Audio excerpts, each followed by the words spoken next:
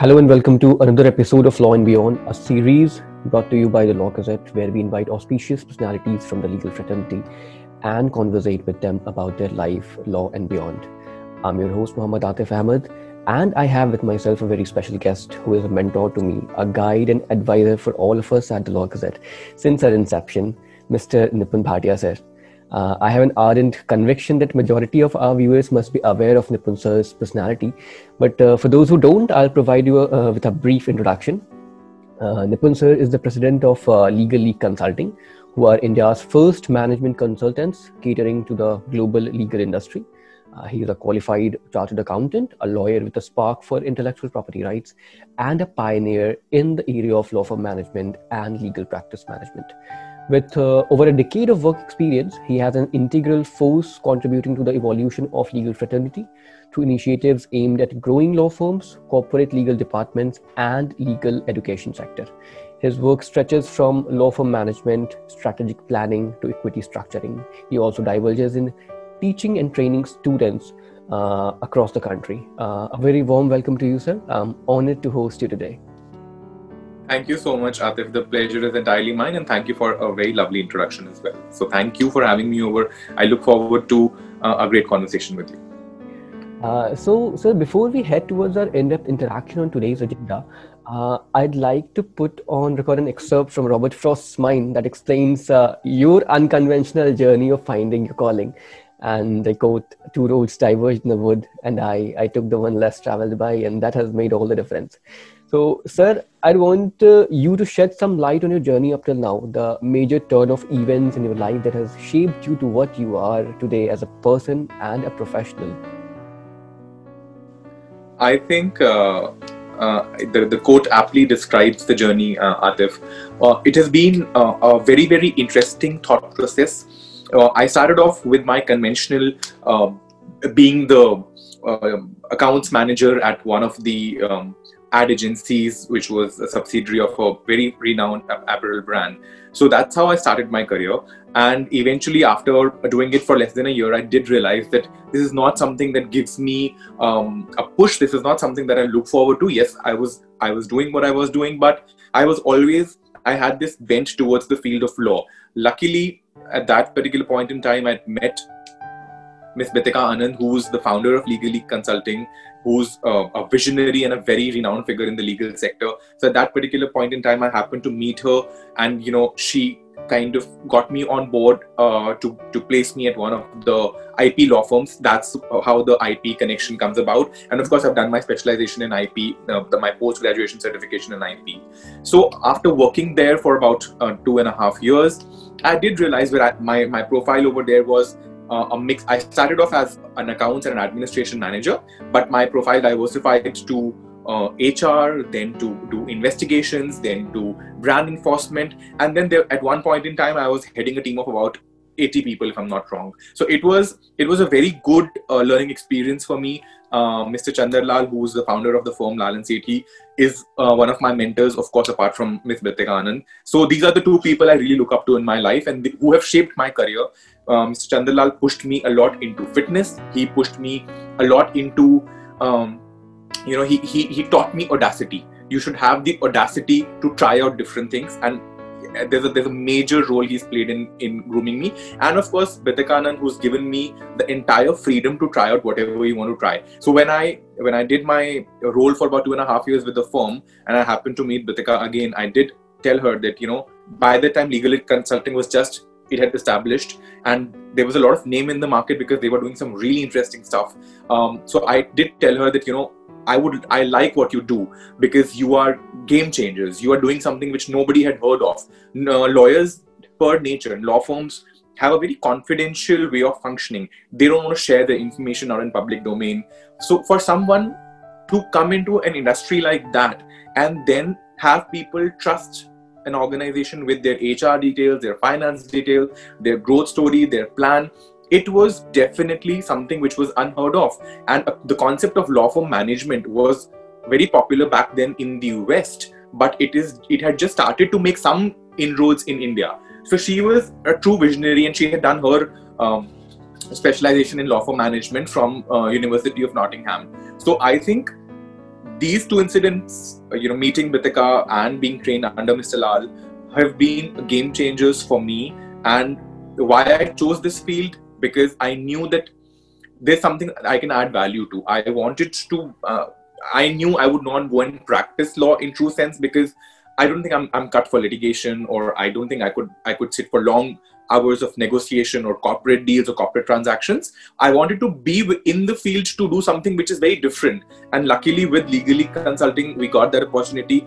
This year we have completed 10 years. I have known Bitika for 10 years now. It's been a great journey. And I think we're doing something which, again, has now, especially in the post-COVID time, you'll realize that a lot of things we've been telling people about, go structure your firms, go establish a brand for yourself. All of this that have been realized by people over the last 1 year.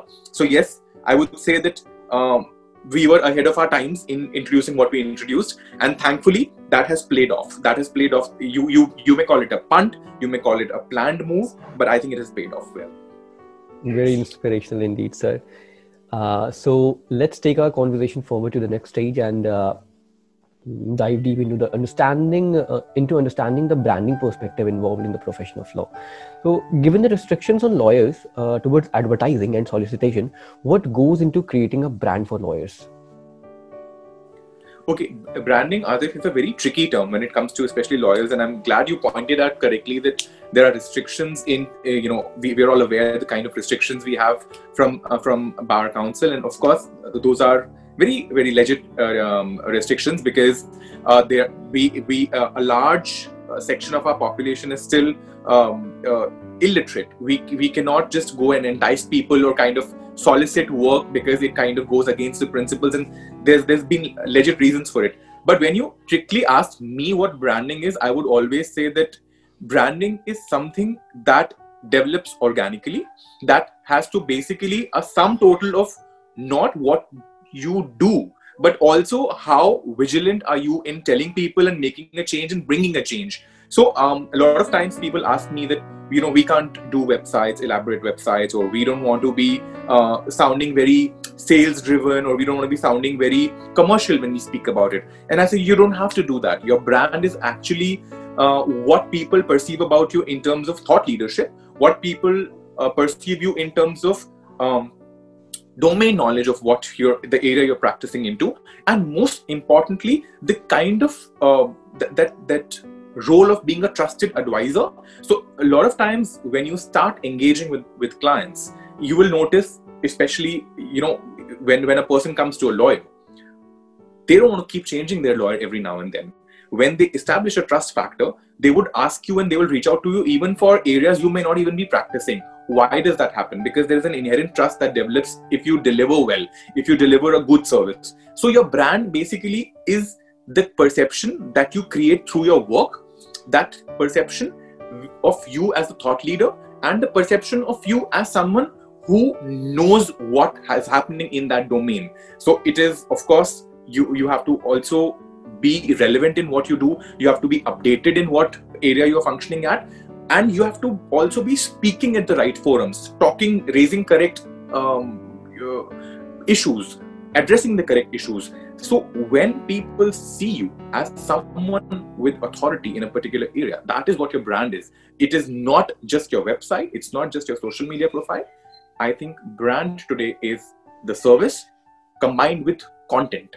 If your content is good, if your service is good, your brand gets created automatically, but at the right audience. If you do not have the right audience, then of course brand doesn't have any value. And to summarize that, it is just like placing the right content and the right being in the right perspective for people who might need our services at a later stage. So it's a prerequisite that we have to take along the line, along with creating a practice in law. So what kind of personality development is required to excel as a lawyer and be reckoned as a brand name?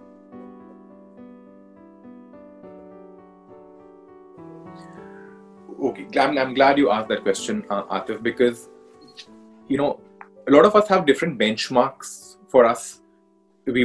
Somebody wants to go and become a good counsel. Somebody wants to create their own independent practice. Somebody wants to establish a law firm Somebody wants to join a law firm, become a partner or a senior partner. So all of us have different benchmark and definition for success.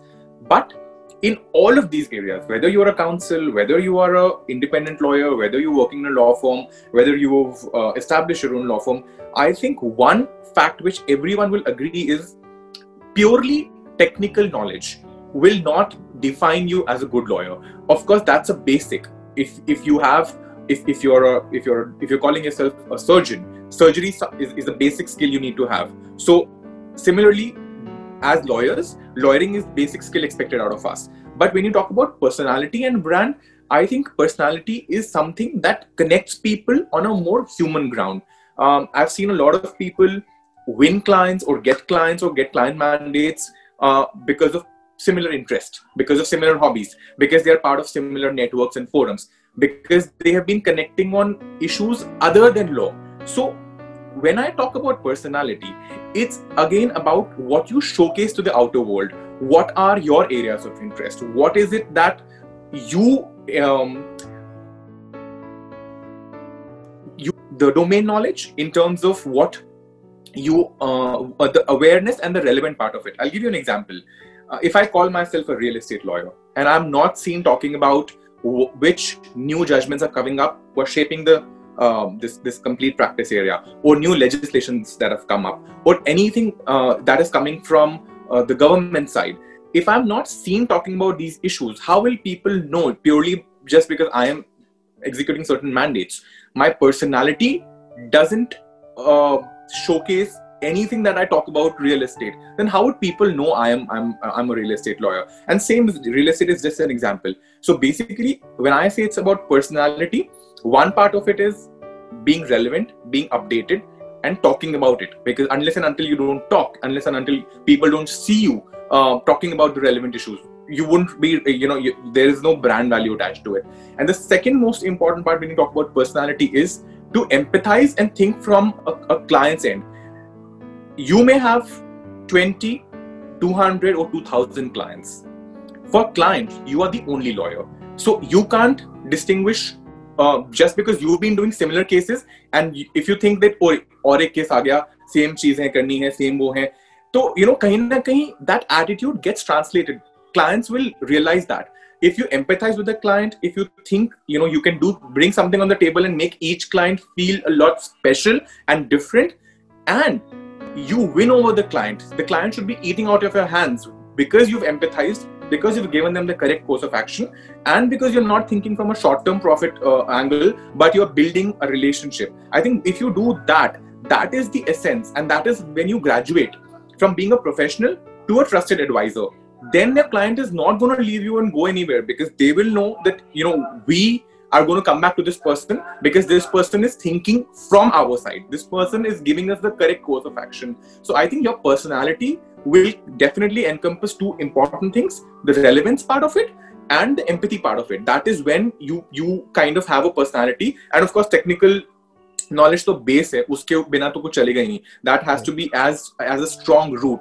But the tree that comes out of the root is those branches of that tree are actually varied, and they have to cover a lot of things which I've just said, in terms of being reliable, being there for your client, and of course staying as updated as possible, imparting. A lot of lawyers do not also believe in the concept of knowledge sharing or the concept of spreading legal awareness. You have to also understand, one part of it is of course commercial, because the more you speak about it, the more people will reach out to you for giving to give you work. But the other side of it is, the more legal awareness you spread, that makes you a wholesome lawyer, that makes you a wholesome person. I think that's what is very, very important. Right, sir. Sir, I have observed that recently there is a lot of awareness about brand creation and online presence in the legal fraternity, and some have also surpassed the this brand creation from content generation and legal awareness to lifestyle as well. So I want to know, how is brand creation different from web or online presence? When you say about lifestyle, so do you mean just something that transcends from your brand identity? Yes, I'm I'm saying, sir, I have observed there are certain practicing lawyers who are more towards lifestyle, who are having a presence over the online social media sites, but it is more inclined towards their lifestyle and not towards the area of expertise that they are practicing in. So, with relevance to that, I would like to ask you, how is brand creation different from just web or online presence? Great, good question again, Atif. Online presence, Atif, would just be a means. Basically, we have kind of today, in the age and day of Instagrams, LinkedIn's, and Facebooks, today we have perhaps a way of connecting with people. So I would say online presence is just a medium, but it's not the end all and be all of it. As I said, personality and lifestyle are very, very important, because this is one part which is kind of it is one part of the puzzle, but it's not the entire ecosystem that defines you. It is very important. Yes, if you ask me, lawyers who talk about their lifestyle, who give a glimpse of what they are as a person or what kind of issues they are speaking about, that definitely becomes a connecting point. And online presence gives you that ready way of reaching out to people. But if you ask me, is it synonymous with branding? My answer would definitely be no, because as I said, the service delivery matters. If you are encouraging people, if you are able to attract new clients, if you're able to bring a lot of people to your door, but your service delivery sucks, then I'm pretty sure that the sustainability factor will not be there. A lot of times I've been asked this question, that what would you rate higher, business development or a good execution? And I say it both have to go hand in hand, because if I do not do business development efforts, or if I do not do practice development efforts, of course there's no clients are all perennial. The flow is never perennial. You have to keep getting new sources of you have to keep reaching out to new people. But if you're not good at client delivery, if there is no recall value, if people do not regard you for your work, if people don't recommend you to each other, then what's the whole point? You have to be known for the kind of work that you do. So online presence is a medium through which you can reach out to more people, because let's say by one click or by one post, you have the impact reaching out to hundreds of people. So it is a good means. But when people click, they want to connect to you, they want to ask you questions. And if you're not good in the delivery, if you can't address their issues, then I think any success or any social media effort or any online presence is very short-lived, because you can gain some traction initially, but you will end up losing people because you're not able to bind them from your knowledge, from your service delivery, or from even you can't just have all talk and no show. If you have to walk the talk as well at some point in time. So if you are not good substantially, if your core is not strong in terms of what area you are trying to be at, then I'm sure no social media can just sustain your efforts. No. Right, sir. Just, sir, how can one build perception as an authority or thought leader in the area of practice? Thought leader is a word that has become very glamorous of late. Right. Everybody wants to be a thought leader. Everybody wants to talk about thought leadership, but nobody understands that a thought leader, and there's the phrase contains the word leader. You have to lead the way. You have to do things that are unheard of. You have to think outside the box, and you also have to pave the way which a lot of other people are going to be interested in going to. So I define thought leadership. I would say that you have to be in and out of what's happening at the government or ministry level, what policy and what regulations are trying to are being in the pipeline, what is happening at industry level, what are your peers doing, what are your clients up to, or let's say if you call yourself an expert in a particular area, then in that ecosystem, right from regulators to people working on the legislation side to new generation lawyers coming into that field, new wave of startups, founders, you have to be connected to all of these people. A thought leader is someone who's leading the way, not just to be successful himself, but for others to look up to that person. So if you talk to me about lawyers being thought leaders, definitely lawyers can be thought leaders, but a lot more goes into it than just executing the work that you are doing, or perhaps winning awards, or perhaps being recognized as the famous lawyer. We have so many good lawyers in our country, but not all of them are thought leaders. Why? Because they have not thought what can be reckoned as a landmark move. There are so many top tier firms who are known for the kind of knowledge and the kind of content they create.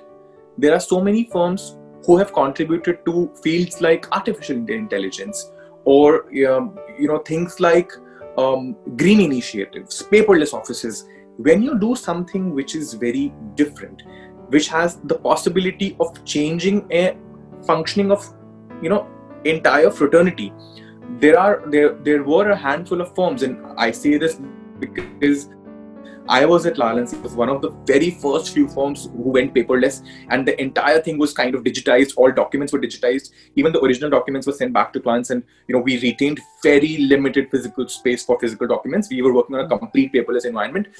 I'm talking about about 8 to 10 years ago. So things and Mr. Lal is considered a pioneer in that side, on technology side, on being paperless side. He was, I think, one of the very first few people who used to carry an iPad to the High Court with all the files, digitized files being on the iPad, so that he can refer to a particular page. And much before, we have, after COVID, courts have started working on the digital front, where I see so many lawyers struggling with flagging a page and highlighting PDF text and all of that.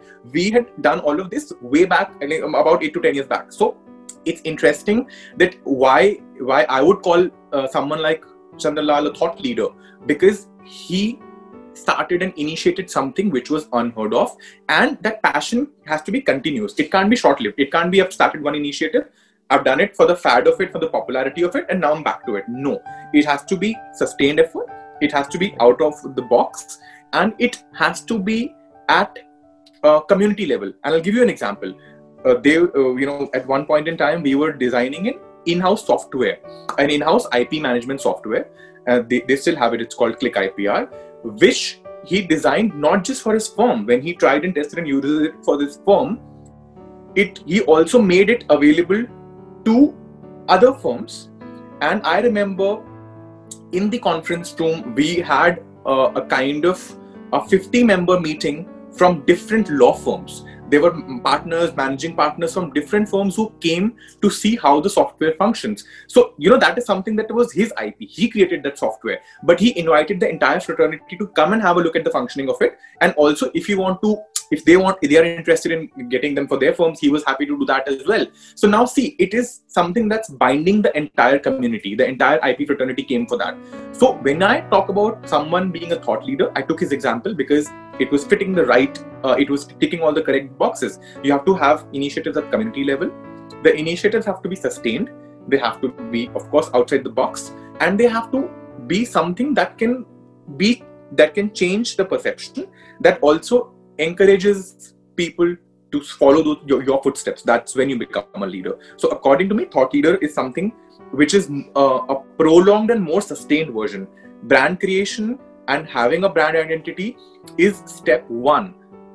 Being a thought leader, of course, is a more, I would say, the gestation period to become a thought leader is slightly more than creating a brand identity for yourself. Great, sir. So the brand creation walks hand in hand with relationship building. So how can lawyers build a relationship with their client that is long lasting?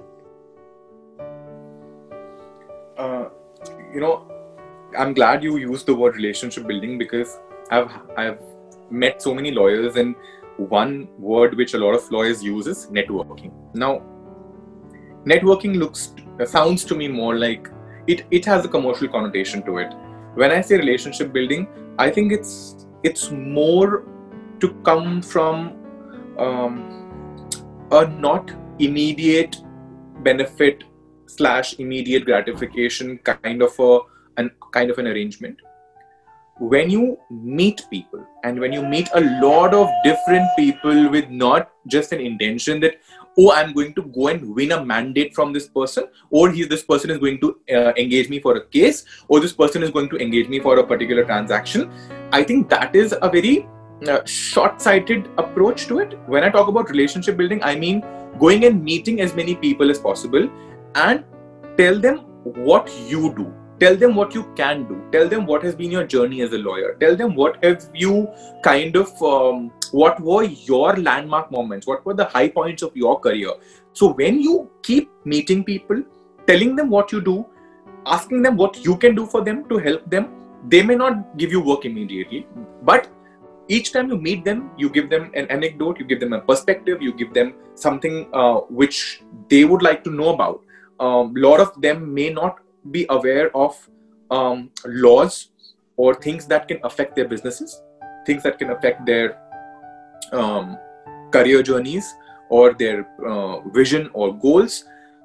When you value add to that level, you leave a mark, and that mark will stay on with that person over the period of times. With years and years, if not months of meeting, there will be a point in time when that may culminate into a professional engagement or a commercial engagement. But as I said, networking is purely meeting people from a professional or a commercial connotations angle. But when I talk about relationship building, it's slightly more wide in its scope, because you're meeting a lot of people purely from the intention of talking about yourself, understanding from them about their businesses. If not anything else, you come back richer with some sort of knowledge. You may be meeting somebody from a liquor business, or you may be meeting somebody from a packer and mover business. But what are those industry nuances which you will pick up from that meeting? You may be able to value add. You may be able to tell them that how their business can benefit from these kind of services or these kind of legislations, and then you end the meeting at that. Don't give me work or I'm here for work.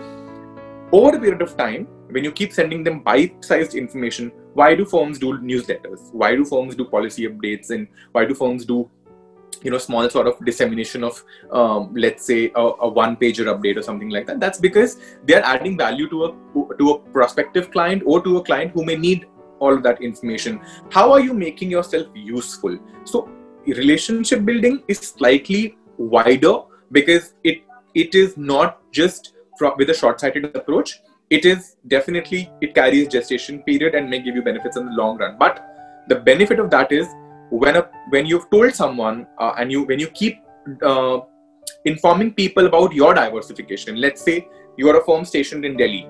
Now you've opened an office in Bangalore or Hyderabad, and you happen to inform all the people in your network, in your kind of list of known people or known contacts. That we have a presence in Hyderabad also now. You never know, there may be somebody who's looking for a person in Hyderabad or is looking for some sort of legal help in Hyderabad. But if you have not spoken about it, and if you have not kind of built a network, then your audience, as I said, audience is very, very important. And when I say audience, I mean that people you're connected to, whether it's, and this is also linking back to your previous question, Atif, with respect to the online presence. A lot of people I see off late also have gotten heavily into content creation, and they come up with fabulous, newsletters and one pagers and booklets and primers, but and they put it on their social media. But I ask them often, it's like, okay, you've put it on your social media, great. I mean, it's a great read. Do you know who all are there on your social media? Like, have you consciously added people? And then they're like, no, hum add nahi karenge. If I'm a partner or managing partner level person, I am not going to be adding out people. And I say, why not? Let's say a LinkedIn is a very professional network. If you do not have relevant people on your profile, but you're still doing fabulous content, it's just like that example which I have quoted in every interview, every personal interaction, that you have entered into a stadium, you've played a fabulous innings, but there is nobody to kind of cheer up for you. So what's the whole point? Nobody's even watching how good you're playing. So you have to have right people in your list, in your contacts, in your network, which is a sustained effort. You have to continue to do it for years and years. जिन लोगों को मैं शायद 7-8 पहले साल मिला था, वो लोग मुझे आज कांटेक्ट करके मुझे बोलते हैं कि you know what, we've seen what your journey is, we've seen you grow, come let's connect, tell me what you do, let's figure out. And I am not going back and talking to those people purely from the perspective कि इनसे मुझे काम आएगा. मुझे इतना लगता है कि yes, when I go and meet them, 4 चीजें मैं भी सीख के आऊंगा वापस, which may be beneficial for me. So relationship building बहुत long term perspective से होती है और बहुत long term में ही fruitful भी होती है. But I think इसके लिए patience चाहिए, which I don't think a lot of people have.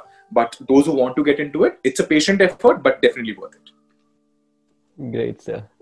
Thank you, sir, for enlightening us with all the aspects of building a brand of oneself, along with building a practice in the legal domain. You have been an inspiration for thousands of budding lawyers and law students like me. And on behalf of every person who looks up to you and admires your work, I thank you from the core of my heart for joining me today, and look forward to keep learning from you in future. Thank you, Atif, for this interaction. You and I have interacted a lot offline as well, and I've appreciated the work being done by you and your team and the entire team at LawGazette. A part of me will always be dedicated to bringing change and spreading awareness. If by one conversation anybody can get enlightened to choose the right career, to make the right move, or to choose the field they want to excel in, I think this I will find myself to be very useful.